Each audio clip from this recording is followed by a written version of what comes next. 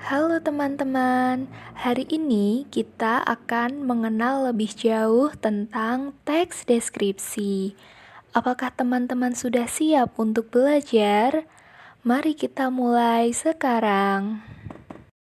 Kompetensi dasar yang digunakan kali ini yaitu kompetensi dasar 3.1, mengidentifikasi informasi dalam teks deskripsi tentang objek berupa sekolah, tempat wisata, tempat bersejarah, dan atau suasana pentas seni daerah yang didengar dan dibaca.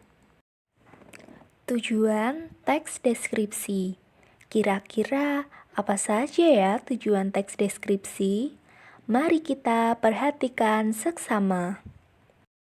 Pertama, agar orang yang membaca teks tersebut seolah-olah sedang merasakan langsung apa yang sedang dijelaskan teks tersebut. Kedua, memberi penjelasan yang utuh kepada pembacanya agar mereka bisa memahami apa yang sedang dibicarakan dengan jelas, baik dalam bentuk fisik maupun wujud yang abstrak seperti sikap, rasa, dan lain sebagainya.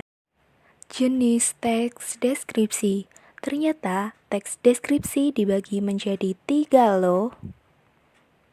1. Teks paragraf subjektif. Suatu paragraf deskripsi yang penggambaran objeknya menurut kesan yang dimiliki oleh penulis teks. 2. Teks paragraf spatial. Dalam teks ini, objeknya yang digambarkan hanya berupa tempat, benda, ruang, dan lainnya. 3. Teks paragraf objektif. Teks ini, objek digambarkan apa adanya menurut keadaan objek yang sebenarnya tanpa penambahan opini dari penulis itu sendiri. Ciri isi teks deskripsi. Kira-kira apa ya cirinya? Ciri yang pertama yaitu isi teks deskripsi diperinci menjadi perincian bagian-bagian objek. 2. Isi teks deskripsi menggambarkan secara konkret, menggunakan wisata yang indah akan dikonkretkan indahnya seperti apa. Teks deskripsi menggunakan kata khusus, misalnya warna dikhususkan pada kata hijau, orange. 3. Isi teks deskripsi bersifat personal dengan kandungan emosi, sehingga menggunakan kata-kata dengan emosi kuat seperti ombak menggempur. Penggunaan bahasa teks deskripsi ternyata ada cirinya loh. 1.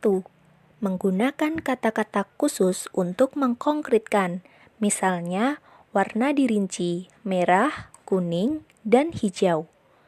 2. Menggunakan kalimat rinci untuk mengkonkretkan, misalnya ayahku orang yang sangat baik. Dia berusaha menolong orang yang sedang kesusahan. 3. Menggunakan majas untuk melukiskan secara konkret, misalnya rumput tergoyang terkena angin kencang. 4. Menggunakan kata sinonimi dengan emosi kuat, misalnya lidah diungkapkan dengan sinonim yang lebih memiliki emosi yang kuat, yaitu elok, permai, dan molek. 5. Menggunakan kalimat rinci, misalnya terumbu karang berwarna-warni. Ada terumbu karang orange, abu-abu, dan hijau muda. 6. Menggunakan bahasa sehingga pembaca seolah-olah melihat, mendengar, dan merasakan apa yang dideskripsikan. Yang terakhir, teks deskripsi memunculkan kata ganti orang, misalnya kucingku, ibuku. Memasuki wisata ini, Anda akan disambut. Berikut ini merupakan contoh teks deskripsi.